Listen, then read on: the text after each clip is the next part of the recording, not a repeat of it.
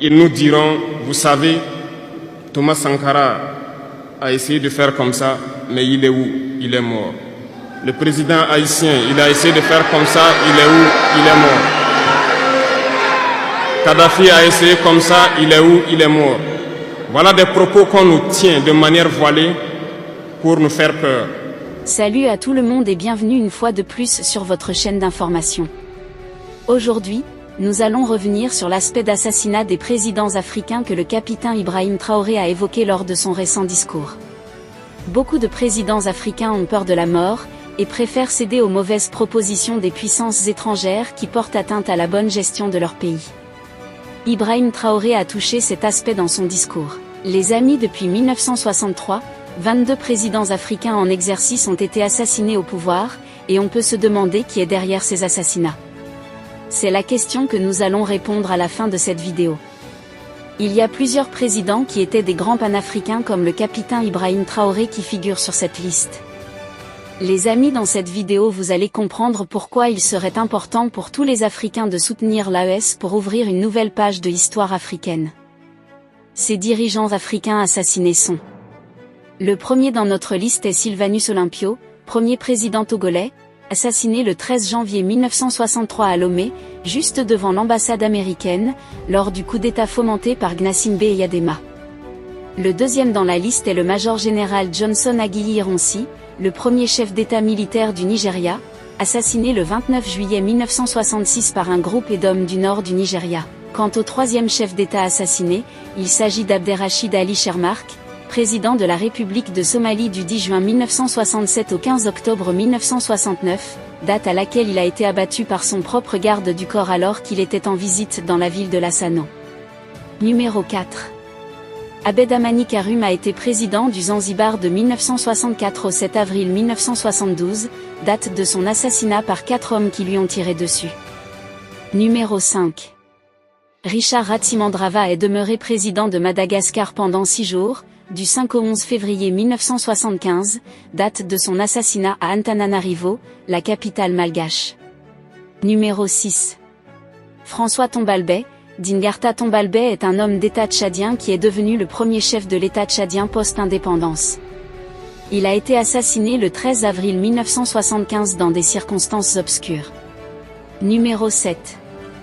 Le général Murtala Rama Mohammad a été chef du gouvernement militaire fédéral du Nigeria, du 29 juillet 1975 au 13 février 1976, date de son assassinat. Numéro 8. Marien Ngouabi a été président du Congo, puis de la République populaire du Congo, du 31 décembre 1968 à son assassinat, le 18 mars 1977. Numéro 9. Tafari Banti a été président de la junte militaire en Éthiopie qui avait pris le pouvoir après le renversement de l'empereur Haïlé Sélassié, du 28 novembre 1974 au 3 février 1977, date à laquelle il a été assassiné. Numéro 10. Ali Swalim Tsachiwa est un homme politique et ancien président de l'État comorien qui a tenu tête à l'hégémonie française et au sinistrement célèbre Bob Denard. Malheureusement, le mercenaire le renverse et il est assassiné le 13 mai 1978. Numéro 11. Anwar el-Sadat, très connu des Algériens, a été président de l'État égyptien de 1970 au 6 octobre 1981, date de son assassinat au Caire. Numéro 12. Williams Richard Tolbert, Jr. a été président de l'État du Libéria de 1971 à sa mort, assassiné, en 1980. Numéro 13. Thomas Sankara est un homme d'État anti-impérialiste, révolutionnaire, socialiste, panafricaniste. Il a été chef de l'État de la République de Haute-Volta rebaptisée Burkina Faso du 4 août 1983 au 15 octobre 1987, date à laquelle il a été assassiné à Ouagadougou. Numéro 14. Ahmed Abdallah Abderrahmane a été à plusieurs reprises chef de l'État comorien. Il est assassiné d'une rafale de pistolets mitrailleurs le 26 novembre 1989, en présence de Bob Denard, avec qui il était pourtant en froid. Numéro 15. Samuel Kagnondo est mort assassiné le 9 septembre 1990 à Monrovia. Il a été le premier président autochtone du Libéria depuis son indépendance, élu en 1985, jusqu'à sa mort. Numéro 16. Mohamed Boudiaf, dont l'histoire est connue de tous les Algériens, a été assassiné le 29 juin 1992, un assassinat qui demeure à ce jour inexpliqué, malgré l'arrestation de l'auteur principal et sa condamnation. Mohamed Boudiaf a été président du Haut Comité d'État du 16 janvier 1992 jusqu'au jour de son assassinat. Numéro 17. Melchior Ndadaye est le premier président démocratiquement élu du Burundi. Il est investi le 10 juillet 1993 et ne tint que 102 jours au pouvoir puisqu'il a été assassiné lors d'un coup d'État, le 21 octobre de la même année. Numéro 18. Cyprien Ntaryamira, lui aussi n'est resté que pendant une courte durée au pouvoir, juste 2 mois, puisqu'il a été élu président du Burundi le 5 février 1994 et a été assassiné le 6 avril 1994 à Kigali. Numéro 19. Juvenal Habyarimana a été le président du Rwanda de 1973 au 6 avril 1994, lors d'un attentat. Numéro 19. Ibrahim Baremenassara, président du Niger de 1996 au 9 avril 1999, date de son assassinat lors d'un coup d'État. Numéro 20. Laurent Désiré Kabila a été président de la République démocratique du Congo de mai 1997 à janvier 2001, date de son assassinat. Numéro 21. Mouammar Kadhafi, président et guide libyen, grand panafricaniste, assassiné en 2011. Cher abonné, la raison la plus grande, c'est que la plupart de ces présidents ont refusé d'être des marionnettes de puissance occidentale et ont voulu sortir du giron de l'Hexagone qui pillait les richesses, des pays africains sur lesquels ils avaient une mainmise de manière éhontée.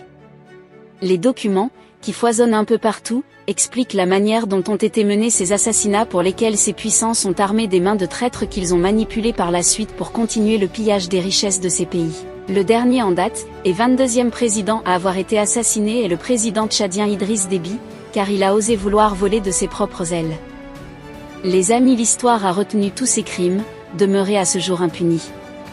Voilà pourquoi les entrailles de l'histoire bouillonnent actuellement en faveur de l'Afrique, et les dignes fils d'Afrique, à savoir le capitaine Ibrahim Traoré, le colonel Assimi Goïta et le général Tiani, ont dit non une fois de plus à ces puissances étrangères pour changer l'histoire de l'Afrique. Écoutons cet extrait du discours du capitaine Ibrahim Traoré. Ils prennent chaque fois des exemples. Ils nous diront, vous savez, Thomas Sankara a essayé de faire comme ça, mais il est où? Il est mort. Le président haïtien, il a essayé de faire comme ça, il est où? Il est mort. Kadhafi a essayé comme ça, il est où? Il est mort. Voilà des propos qu'on nous tient de manière voilée pour nous faire peur. Et pire, nous voyons aussi souvent certains jeunes essayer d'emboîter le pas d'une autre manière. On peut les entendre dire « telle personne a régné ainsi, il est à la CPI. Telle personne a régné ainsi, il est en prison. » Tout ça pour essayer de nous faire peur, pour qu'on devienne des lâches. Mais je pense qu'ils n'ont pas compris quelque chose. Quand nous disons la patrie ou la mort, nous vaincrons. Ce n'est pas qu'une phrase.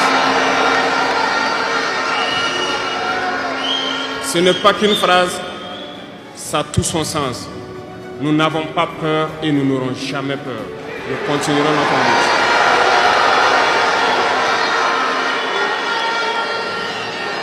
Ils ont fait peur sûrement à beaucoup de chefs d'État africains. Vous voyez, souvent quand on s'exprime ou lorsqu'on a l'occasion d'être dans certaines situations à l'extérieur, nous tenons souvent des propos pour interpeller les chefs d'État africains pour qu'on se réveille, prendre soin de notre jeunesse pour pouvoir amorcer notre développement réel.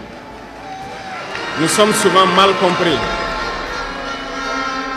Certains ont riposté publiquement à nos propos parce qu'ils se sentent indexés.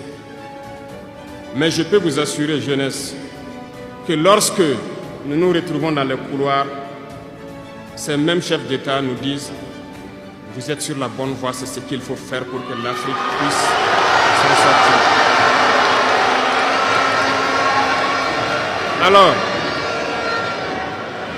nous leur posons des questions à savoir pourquoi vous ne faites pas comme nous, pourquoi vous ne nous accompagnez pas. Certains nous disent qu'ils ont les mains liées, certains nous disent qu'ils ne peuvent pas. Chers aînés, chefs d'État africains, du haut de cette tribune, donc, je souhaiterais dire que les peuples africains sont les peuples les plus pacifiques. Lorsque vous reconnaissez un tort, il faut le dire au peuple. Que nous n'ayons pas peur demain de sortir et dire au peuple, nous nous excusons, nous avions été compromis, nous avons des biens mal acquis, on nous a compromis par plusieurs choses et que nous demandons pardon et nous revenons sur la bonne voie. Et de commencer à travailler réellement pour l'indépendance de nos États et notre émancipation. Et je pense que c'est possible. Si nous restons dans cette posture de peur, nous serons lâches. Et l'histoire nous jugera.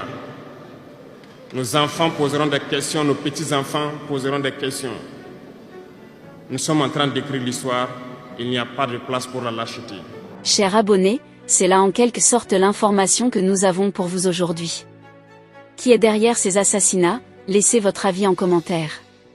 Si vous avez trouvé la vidéo intéressante, cliquez sur j'aime et partagez à vos amis. Mais n'oubliez pas de vous abonner et de cliquer sur la cloche de notification pour ne pas rater les prochaines notes d'information.